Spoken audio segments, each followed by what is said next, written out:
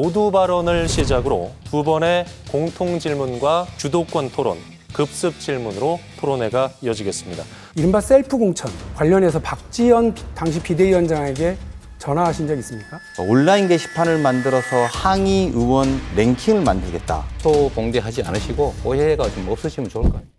우리 이재명 후보님께 약간 흔들리는 마음이긴 합니다만 그래도 물을 거 물어야 되겠습니다. 예. 그 저소득자, 저학력자들의 경우에 국민의힘을 많이 지지한단다. 그 말씀하시면서 언론 환경 탓이다 이런 말씀을 하셨어요. 저는 그냥 실언인 줄 알았는데 그게 아니라 그 뒤에 관련된 통계 자료를 올리시면서 내 말이 맞다 이러셨습니다. 국민 탓, 언론 탓 이렇게 하게 되면 우리가 변해야 될 거 이런 것들을 제대로 찾지 못하지 않을까 이런 걱정이 드네요. 말에는 이제 맥락이라고 하는 게 있죠. 이런 거를 살펴주시면 좋겠다. 소위 계급 배반 투표라고 하는 현상이 전 세계적으로 벌어지고 있는데 참 안타깝다. 그리고 특히 집권 여당은 뭐 법인세 중에서도 대기업의 법인세를 깎아준다든지 이러면서도 서민들에 대한 일자리 예산 이런 것들을 삭감하고 있지 않습니까?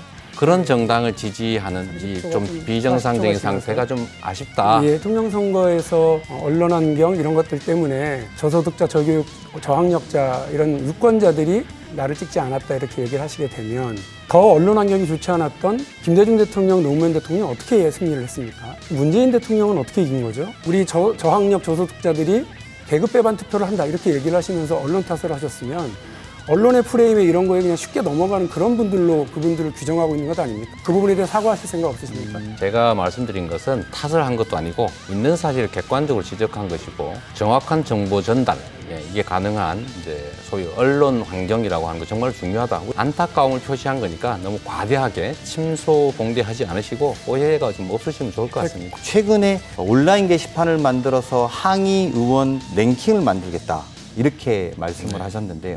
이게 지금 국회의원과 당원 지지자 간의 간극을 좁히자는 취지에 비해서 사실은 오히려 피해받고 더 간극을 멀리하지 않을까 이런 우려들이 있는데 이 후보님은 어떻게 생각하십니까? 전체의 플랫폼의 이제 그 일부의 기능을 당원들이 의견 표명, 비판 기능을 할 수 있게 해주자. 지금은 그런 소통 구조가 전혀 없다 보니까 이제 개개 의원들에게 소위 문자 폭탄을 막 보내는 상황이 벌어지는 거죠. 소통 플랫폼은 정책에 관한 것, 개인들의 선호에 관한 것, 정책에 관한 것 여러 가지가 있을 수 있는데 그중에 제가 강연의 재미있으라고 비판을 하는 부분도 허용을 하자 한 건데 그걸 욕이라는 표현을 이제 문제 삼은 거죠. 비판할 기능을 좀 갖자. 우리 노무현 대통령께서 그러지 않습니까? 우리 정치인들은 국민들로부터 욕을 먹는 것을 피하면 안 된다 이렇게 말씀하셨던 것처럼 자유로운 소통을 강조한 것이다 이렇게 좀 이해해 주시면 좋겠고요. 끝으로 박용진 후보의 주도로 토론을 진행하도록 하겠습니다. 이른바 셀프 공천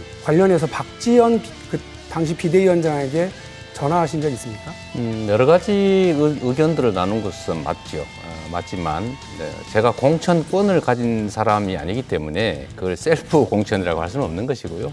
저도 의견을 낸 건 맞습니다. 본인이 출마하기 위해서 나를 추천해달라, 공천해달라 이런 얘기는 하셨다는 말씀이신 거죠?